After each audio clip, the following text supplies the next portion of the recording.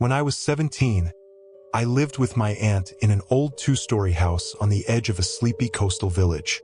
The house sat high on a cliff, with a narrow gravel path winding up from the main road. On stormy nights, the wind would howl through the cracks in the walls like someone whispering just out of earshot. One late winter evening, my aunt had to stay overnight in the city for work, leaving me alone with Jasper, our shepherd mix. Jasper was still spry but usually preferred curling up by the fireplace.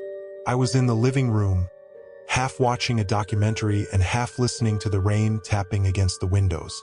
It was during a moment of silence in the film that Jasper's entire body stiffened.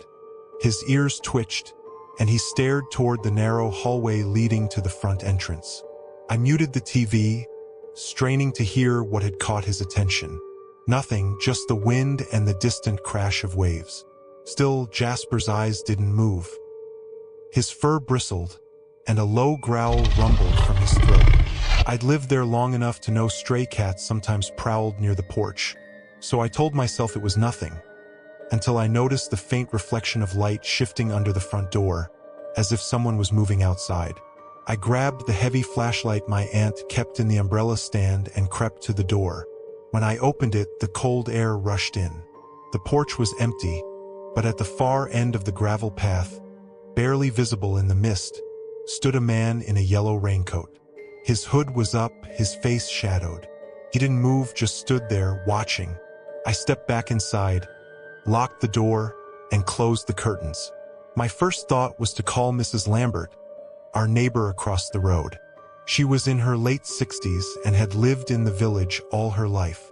When she answered, her voice was hushed. "Don't open the door again," she said.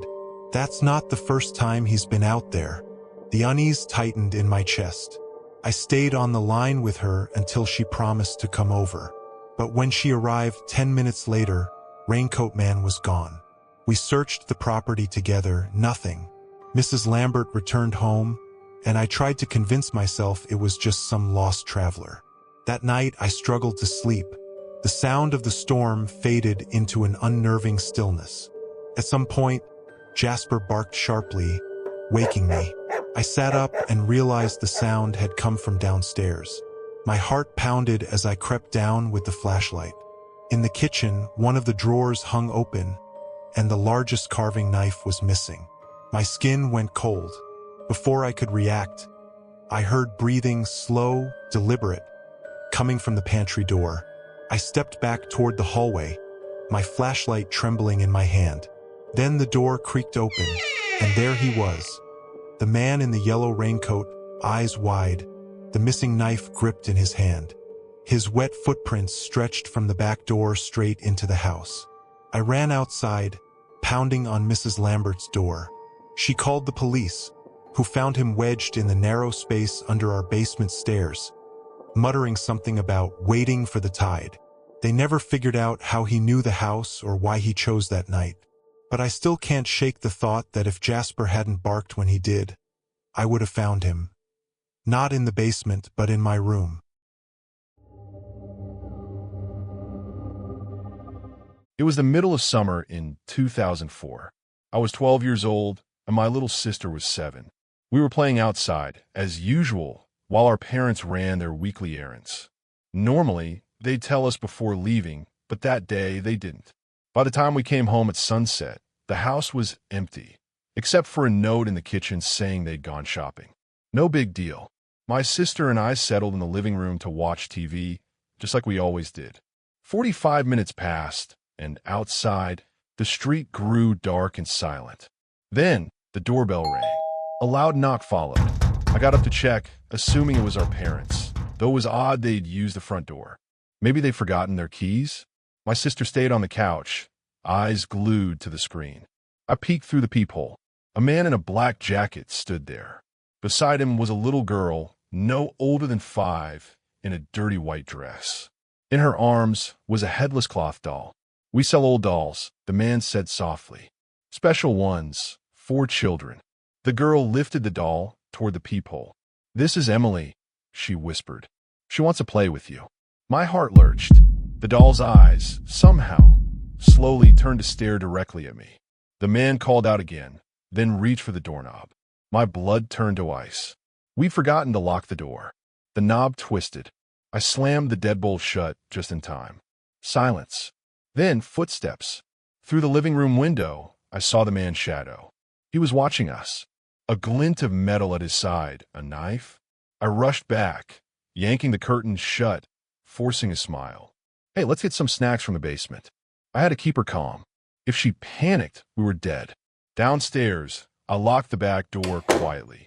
My sister munched on chips, oblivious, while I listened for every creak above us. Then, the front door opened. Our parents were home. I told them everything. The police were called. When officers inspected the house, they found scratch marks on the front door lock. Proof the man had tried to force his way in. What would have happened if he'd succeeded? No one knows. The man was never caught. And to this day, my little sister has no idea how close we came to disaster.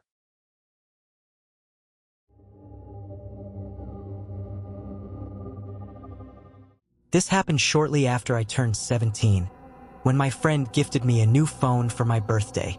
One day, as I walked home from school, my house stood alone on a rural street with no neighbors in sight. I remembered my parents were away, traveling to treat my older brother's illness. The house had been left uncleaned for weeks. I went inside, changed into my red pajamas, and slumped onto the couch to watch TV. About 15 minutes later, my heart stopped. My phone buzzed with an unknown number's message. "That red pajama looks cute on you." I froze. Every door and window was locked. How can anyone see me? I rushed to the window and peered outside. The street was empty. I tried to laugh it off, just a prank. But the next message shattered that thought. "Why'd you close the window? It's hot outside. Open it." My blood turned to ice. Felt like someone was inside the house with me, watching. I tore through every room, searching, but found nothing. Then my phone buzzed again. "You're checking the rooms for me? But I'm right beside you on the couch." I whipped my head around. No one. Yet the cushion next to me bore the faint imprint of a seated figure. Hands shaking, I opened my phone's front camera, and there it was. A face, inches from mine, staring back with hollow eyes.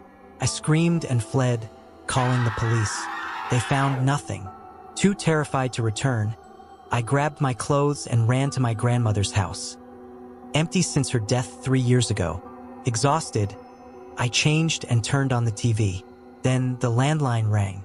A voice whispered, "I love this show you're watching."